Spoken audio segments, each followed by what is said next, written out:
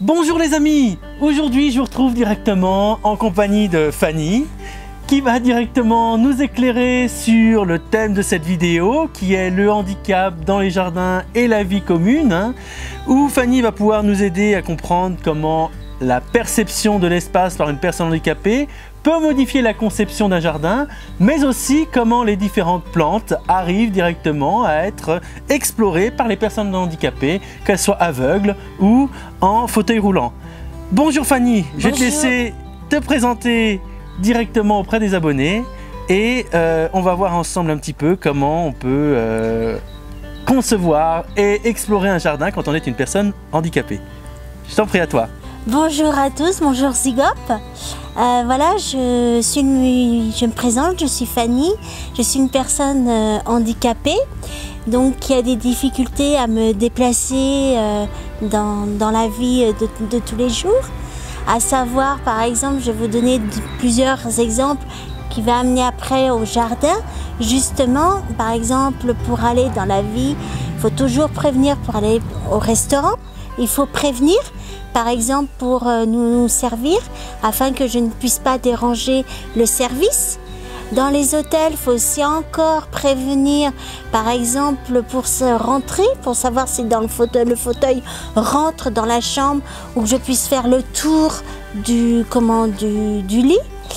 Il y a aussi dans les taxis, par exemple, pour prendre un taxi, si on me donne par exemple une petite voiture ou un 4x4, je ne peux pas monter.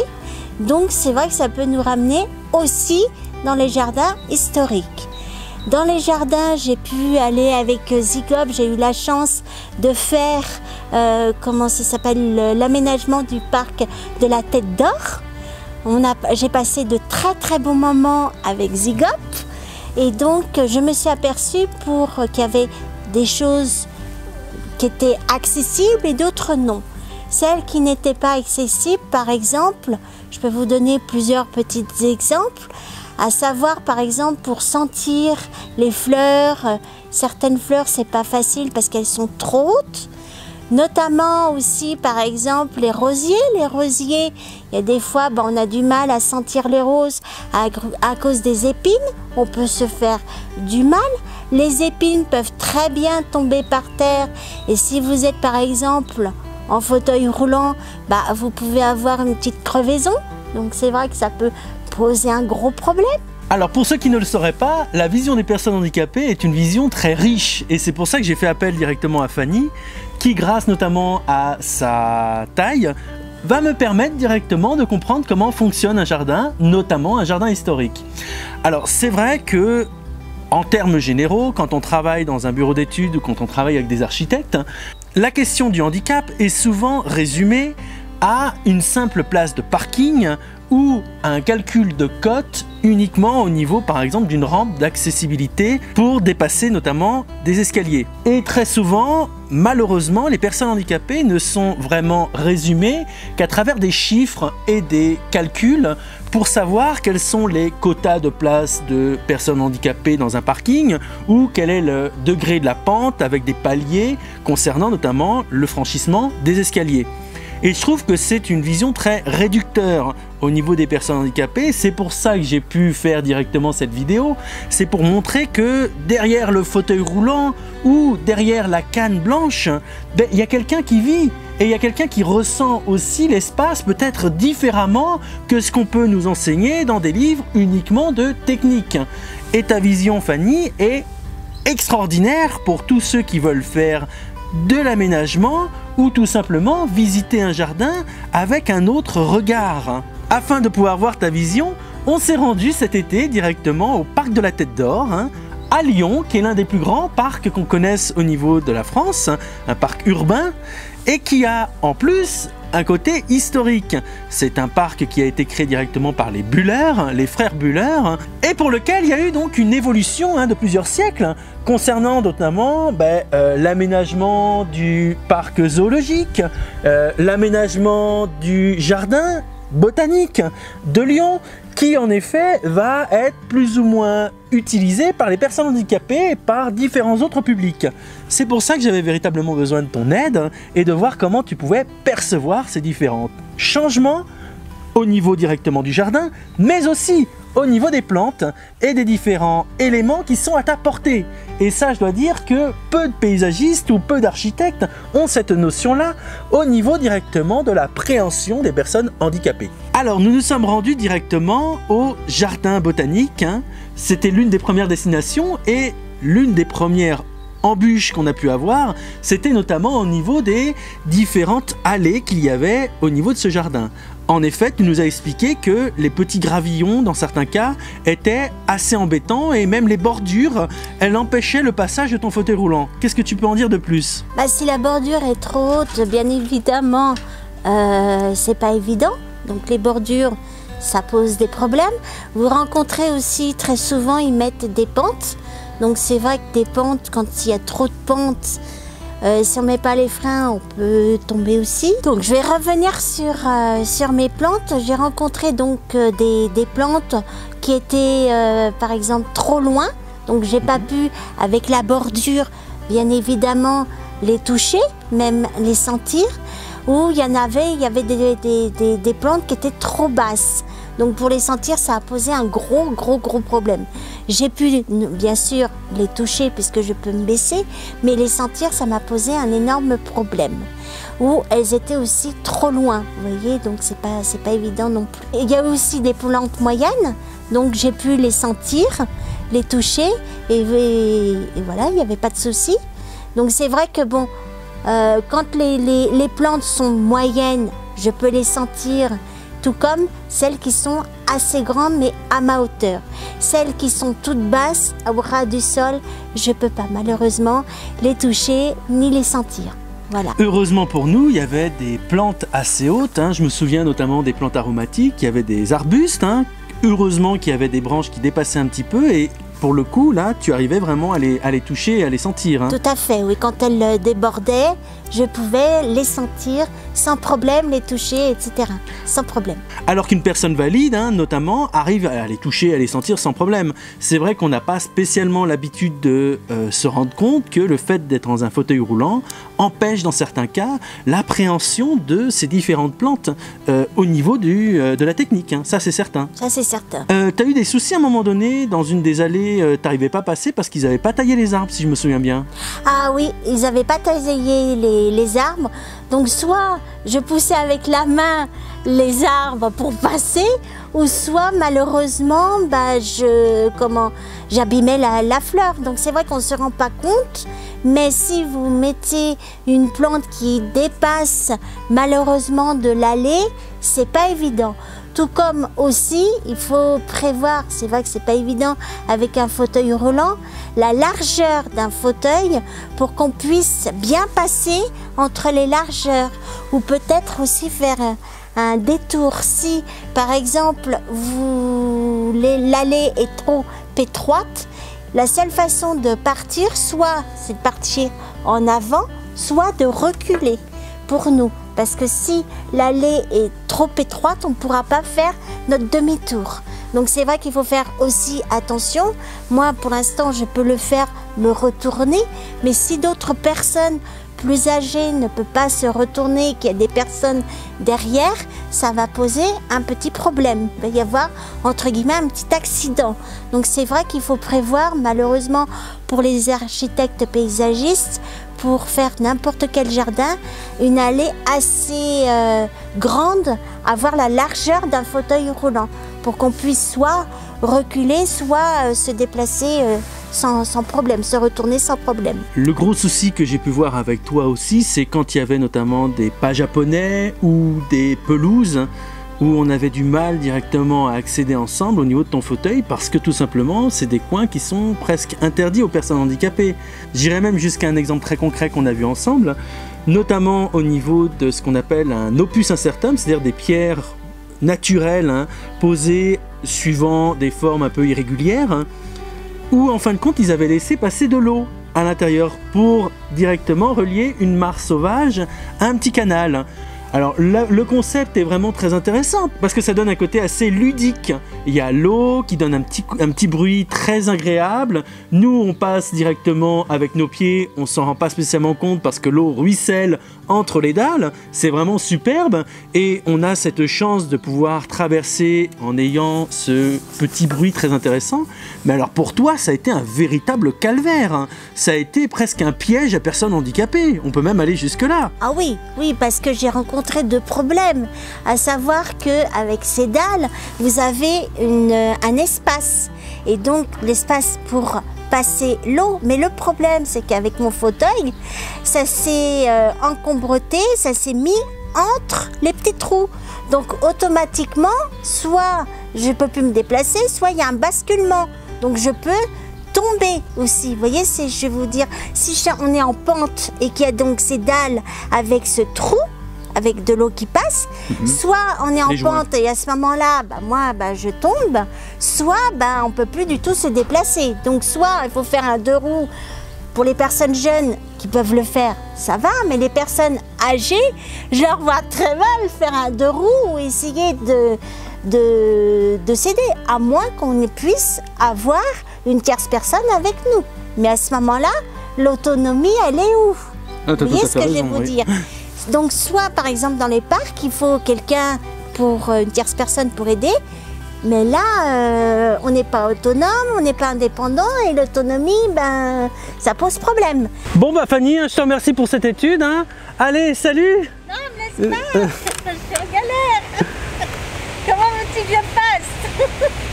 On s'est aussi rendu compte d'une chose, c'est que notamment dans les cheminements, c'est-à-dire tout ce qui est le sol, hein, les enrobés, le type de sol pour lequel tu pouvais directement essayer de découvrir le jardin.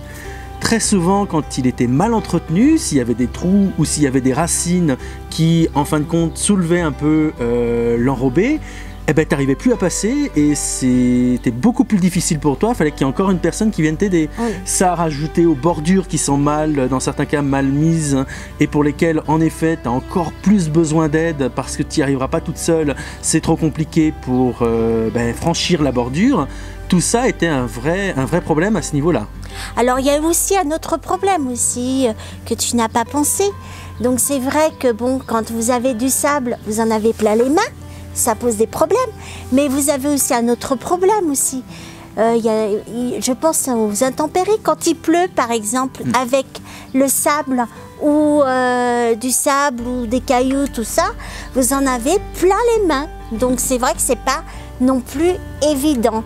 Donc c'est vrai qu'après on peut pas se laver non plus les mains parce que on a rencontré aussi d'autres problèmes. Il y a des fontaines, c'est bien les fontaines, mais le problème c'est que quand la fontaine a une petite marche, ça pose aussi un souci parce que je peux pas m'accéder. Donc il faut une tierce personne ou quelqu'un qui puisse m'aider à me donner un chiffon qui va vers la fontaine pour me laver les mains parce que sinon je vais m'en mettre plein les vêtements, ça va pas être agréable.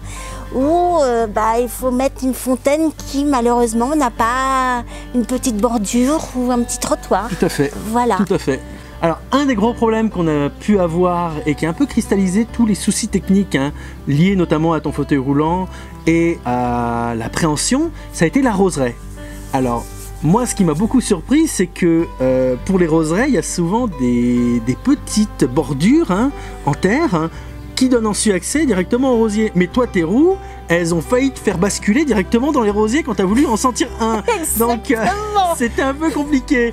Donc, explique-nous un petit peu ça. Et même avec les gros rosiers, je m'en souviens aussi, ces deux aspects, moi, m'ont un peu surpris en tant que paysagiste en me disant, mais comment ça se fait qu'on n'y ait pas pensé que d'une part ça peut être dangereux d'aller sentir une fleur, puis que les rosiers qui sont beaucoup plus hauts, qui sont à hauteur de vue et à hauteur de nez des gens dits valides, pour toi était un truc impossible à sentir. Oui, c'est vrai que si vous mettez une petite bordure ou un trou dans la terre, bien évidemment, le fauteuil va tomber. De surcroît que j'ai une personne qui est un petit peu forte, qui a pas de chance, et donc automatiquement, badaboum, quoi. c'est vrai que ça pose un problème. Donc c'est vrai que pour les architectes paysagistes, il faut penser aussi à malheureusement pas faire un trou avec la terre ou avec la pelouse parce que bien évidemment le fauteuil part et la personne part. Bon, c'est vrai que pour le coup, les roseraies, c'est pas une chose non plus. Les roses, on peut se faire vraiment très très mal si le fauteuil tombe. Ça oui. c'est sûr. Avec les épines, c'est pas la meilleure des choses. On est bien d'accord. Mais je rigole, mais c'est vrai que c'est une chose aussi à penser, pourquoi pas nous à sentir, mais c'est vrai que éviter de faire des petites bordures comme ça, c'est... Moi je me souviens qu'on avait vu un aménagement où heureusement tout était plutôt solide au niveau du sol, hein. Comme tu l'as dit, c'était pas du sable, tu te salissais pas où il n'y avait pas de trou, et les rosiers étaient à bonne hauteur, on arrivait quand même à les sentir, donc il faut vraiment qu'il y ait la place pour que le fauteuil puisse être manœuvré et que tu puisses sentir au moins les rosiers à ta hauteur. Parce que très souvent, on avait des rosiers qui étaient malheureusement trop hauts, où on n'arrivait même pas à pouvoir profiter du parfum. C'était vraiment réservé qu'aux gens d'une certaine hauteur, on va dire. Alors, il est vrai que Zygop parle des roseraies, des rosiers, des senteurs, mais vous avez aussi la couleur. Pas parce qu'on est en fauteuil roulant qu'on n'est pas obligé de voir les différentes couleurs des roses. Il y en a des roses, des jaunes, des oranges.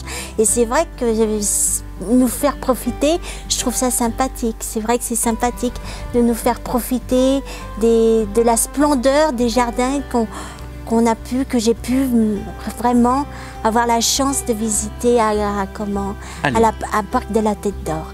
C'est vrai que c'était très joli. Il y a non seulement les senteurs qui sont très très bons, suivant les différentes méthodes, différentes roses, mais vous avez aussi la splendeur, les couleurs, toutes ces panachés de couleurs qui sont splendides. Voilà. Alors je vais aussi venir avec toi sur un deuxième sujet, moi qui m'a passionné quand j'ai visité avec toi le parc de la Tête d'Or, hein, c'est ta vision même du jardin en elle-même. En tant que concepteur, on a pu voir que le jardin avait beaucoup évolué et notamment son héritage contemporain, actuel, fait que l'on a énormément d'arbres et des vues qui sont très souvent cachées. Les frères Buller, pour t'expliquer, avaient fait différentes perspectives permettant de voir les différents éléments depuis le jardin. Ce qui nous aidait, nous, à bien nous repérer. On savait où étaient à peu près les différents éléments du jardin. La serre, la porte des enfants du Rhône, les différents édifices qu'il pouvait y avoir au niveau du jardin. Et malheureusement, aujourd'hui, du fait qu'il y ait beaucoup de plantations qui aient été faites, on n'a plus la lisibilité sur ces différents éléments. Et je sais qu'au niveau des personnes handicapées, ça a une influence encore plus importante que pour les personnes dites valides. Alors, il faut déjà expliquer que une personne qui est en fauteuil roulant comme toi a une vision qui n'est pas la même au niveau de la hauteur. Une personne dite valide, hein, qui tient sur ses deux jambes, va avoir une vision à peu près entre 1,60 m et 1,65 m au niveau de la hauteur de ses yeux. Toi, c'est beaucoup plus bas. On est sur du 1,10 m, 1,20 m. Le gros problème qu'on a eu avec toi, ça a été notamment au niveau du parc zoologique. Et on s'en est rendu compte assez facilement, notamment avec les girafes. Explique-nous un petit peu ce qui t'est arrivé concernant ces fameuses girafes. Que, évidemment, tout le parc est en train d'essayer de faire la promotion d'ailleurs en ce moment, mais que, en fin de compte, c'est une promotion qui n'est réservée qu'à certains privilégiés. Alors, je vais vous parler de plusieurs choses, notamment donc des girafes, mais d'autres choses aussi. Alors, il faut savoir que, par exemple, les girafes, je suis tombée sur une balustrade qui, malheureusement, était à peu près à 1,50 m. Donc, soit je ne voyais rien, ça c'est pas juste, donc, ou soit ce qu'il a fallu faire, c'est me soulever avec mon fauteuil roulant. Et c'est vrai que les personnes dites âgées ne peuvent pas se soulever pour voir les girafes. Moi, je sais que j'ai de la chance, donc j'ai pu, heureusement, me soulever. Mais aussi, vous avez aussi d'autres problèmes, à savoir que, par exemple, pour les parcs ou les jardins, vous avez très souvent des personnes devant, passer devant. Donc, bien évidemment, vous ne voyez rien. Alors, Fanny, qu'est-ce que tu penses des girafons? Ah, ça va. Par contre, le petit girafon là-bas, je ne le vois pas. D'accord. Très peu. parce qu'il y a le buisson. Et qu'est-ce que tu penses voilà, des buissons? Il y en a certains qui sont beaucoup plus hauts que les autres. Tu n'arrives absolument plus à voir là. Là je vois, oui, là je vois, mais si tu me mets devant le buisson là-bas, tu vois plus rien du tout. Je vais rien voir. On va faire un test. D'accord. Mais là, si tu veux, tout ce qui est en haut, comme elles sont grandes, je les vois. Mais le petit girafon, c'est juste, parce que j'ai le buisson juste en face. Quoi. Heureusement que c'est des girafes, parce que ce serait des lions, tu les aurais plus vus. Ah, ça, je pense, oui. Je vous donne aussi un autre exemple qui n'est pas sur les jardins, mais par exemple au mois d'août, vous avez en général par exemple le 14 juillet, le feu d'artifice.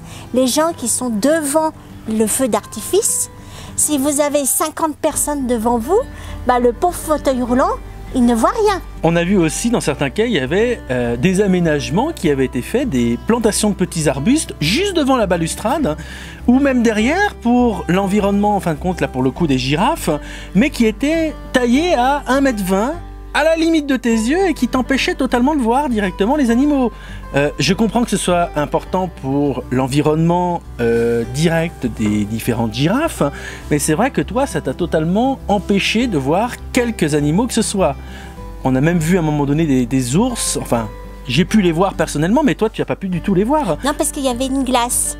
Tu vois, ils avaient mis une glace et j'ai rien vu malheureusement. Bon, parce que la glace était trop épaisse et c'est vrai que je n'ai pas pu les voir non plus. Oui, c'est donc un deuxième handicap, on va le dire, hein. Les choses telles qu'elles sont. Tu as déjà un handicap physique et puis là pour le coup, tu as un handicap presque social parce qu'on t'empêche de pouvoir profiter, comme tout le monde, de la vision des animaux, des plantes, de tout ça. Tout à fait, oui. Alors autre chose sur laquelle je voulais directement revenir avec toi, c'était ce qu'on appelle un trouble qui est directement associé soit aux personnes handicapées, soit direct de naissance, hein, ou soit aussi aux personnes aveugles. C'est ce qu'on appelle le trouble spatio-temporel. Alors ça n'a rien à voir avec le fait de voyager dans le temps, hein. On n'a pas été transporté à l'époque de Louis XIV, non, ça n'a rien à voir. Non, au contraire, nous, ce qui nous a intéressé, c'est que dans certains cas, tu ne sais pas trop où tu te trouves au niveau de l'espace et du temps. Le temps qui passe et tout ça. Le trouble spatio-temporel peut être notamment réglé au niveau directement des visions qu'on peut avoir, hein, notamment directement sur des éléments importants. Le parc de la Tête d'Or est un parc qui a été créé notamment sous un style dit paysager, qui a beaucoup de vues. C'est très important parce que ça te permet d'avoir un repère facilement, un repère soit au niveau des arbres, soit au niveau directement des différentes constructions qu'il y a. Et ça, c'est important parce que ça te permet de te déplacer plus facilement dans le jardin.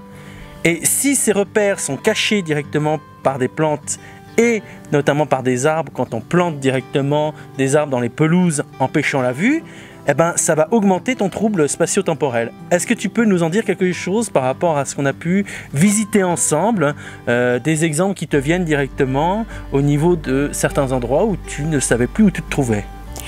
C'est vrai que j'ai du mal à me projeter, au niveau des endroits, j'ai des difficultés à me retrouver. Et c'est vrai que pour nous, ce qui serait plus facile, soit mettre des couleurs, par exemple, ou mettre des restaurants, ou se dire, tiens, là, c'est un restaurant, etc. C'est vrai qu'il faudrait nous aiguiller plus, je sais pas, avec des bâtiments ou tout ça, parce que c'est vrai que moi, j'ai du mal à me représenter, ça c'est clair. Je sais pas où me retrouver, etc.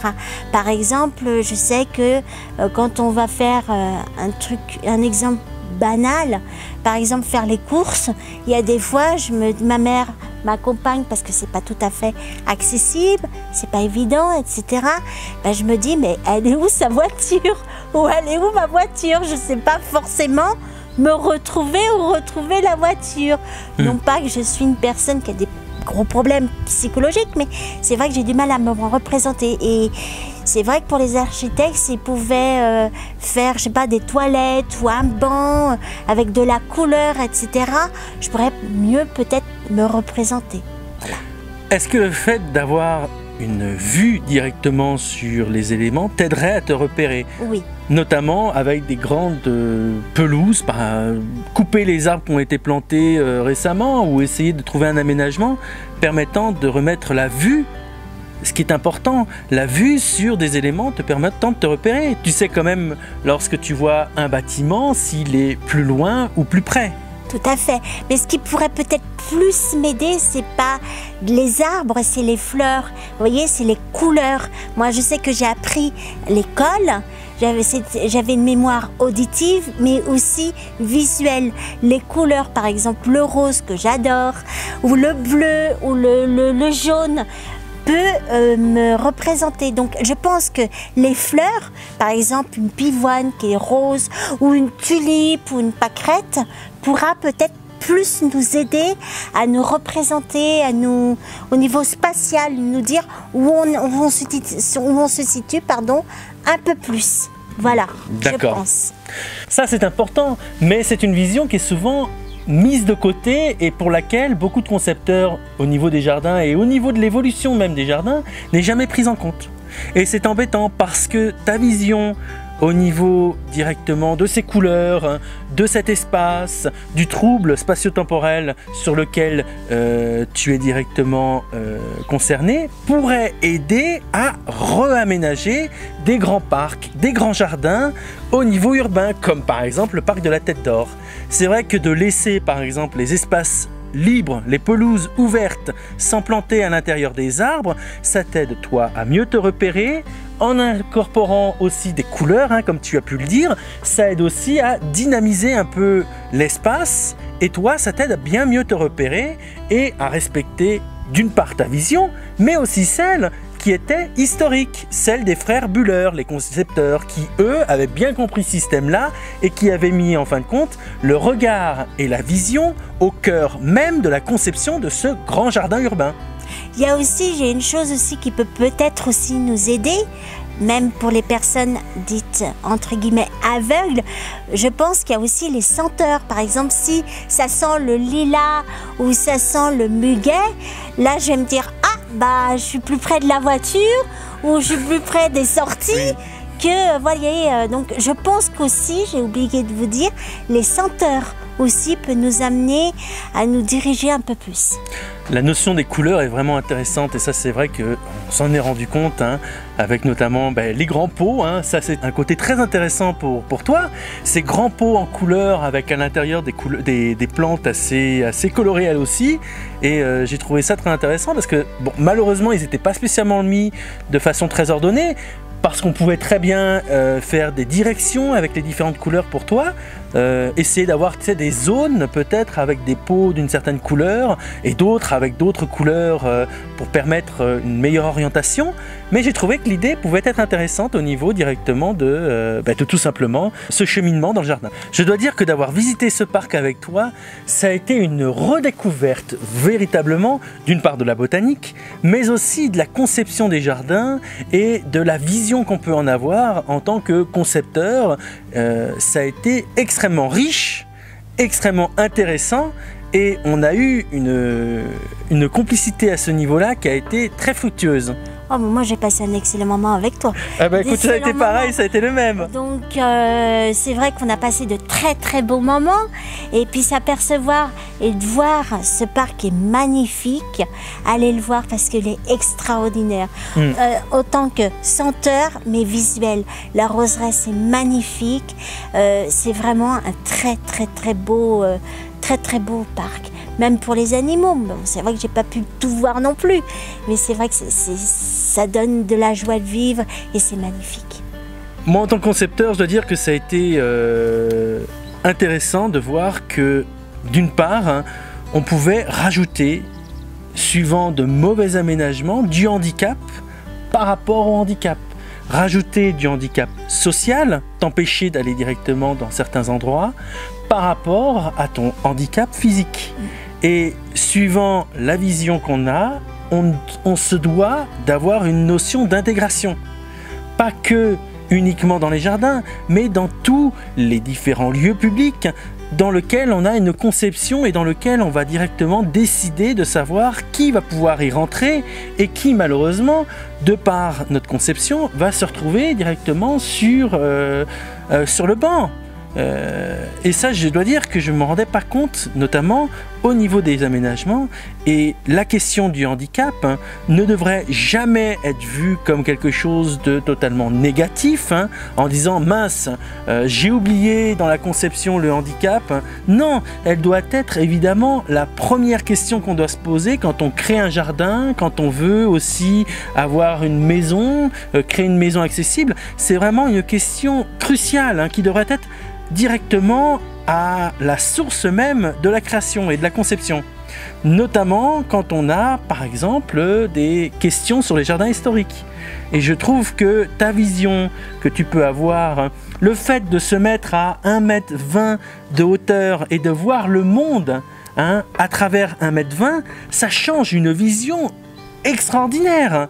Ça nous permet de changer totalement la conception et notre idée même au niveau directement de l'aménagement. Si tu visites par exemple un jardin classique où il y a énormément de jeux de perspective, de jeux de géométrie, je pense à Versailles, à Vaux-le-Vicomte, à d'autres jardins dits classiques créés par le nôtre, le fait d'avoir une vision à 1,20 m fait que l'on n'a plus du tout la même conception au niveau du jardin et au niveau des perspectives. Et certains jeux ne vont plus du tout fonctionner par rapport à ça. Cette vision que tu as est une vision qui est très riche et qui va nous ouvrir des portes, notamment au niveau directement de la conception du jardin ou de tout type de création. Mais tu vois, Zigop, tu parles de la vision au niveau visuel, mais vous avez aussi, et excuse-moi de m'en permettre de te le dire, vous avez aussi les bordures. Si vous mettez des cailloux, comme j'ai dit tout à l'heure, ou du sable, et qu'il pleut ou qu'il neige, on en a partout. Avec des flaques d'eau dans certains cas. Voilà, des flaques d'eau, ou par exemple des choses qui sont glissantes, on peut se faire très très mal. Les bordures par exemple, c'est pas évident. Qu'est-ce qu'on a rencontré tout à l'heure aussi, qu'on parlait, les roseraies, les rosiers, que c'était pas évident à toucher, etc. Donc c'est vrai que c'est tout des problèmes, mais qui sont complexes. Tout à fait. Voilà, c'est tout un schéma, quoi. Bah écoute Fanny, moi je te remercie énormément de ton aide, de ta vision, de ta gentillesse et de cette journée magnifique et merveilleuse qu'on a passée ensemble, notamment au Parc de la Tête d'Or. Et je dois dire que j'en retiens énormément de choses positives, tant au niveau technique qu'au niveau de la conception. Nous, on peut se retrouver facilement, directement sur les réseaux sociaux. Il y a Facebook, Twitter et Instagram. Vous pouvez évidemment vous abonner à cette chaîne, j'en suis évidemment excessivement content vu le nombre d'abonnés que j'ai actuellement. Et je vous retrouve bien sûr aussi sur mon forum zigop-plante.com. Entre temps, je me permets de t'embrasser et je vous dis à tous, à bientôt, au revoir et merci encore. Merci Fabrice de m'avoir faire participer au Parc de la Tête d'Or et j'ai passé un très très bon moment et je te remercie infiniment et puis à très bientôt. Merci, au revoir.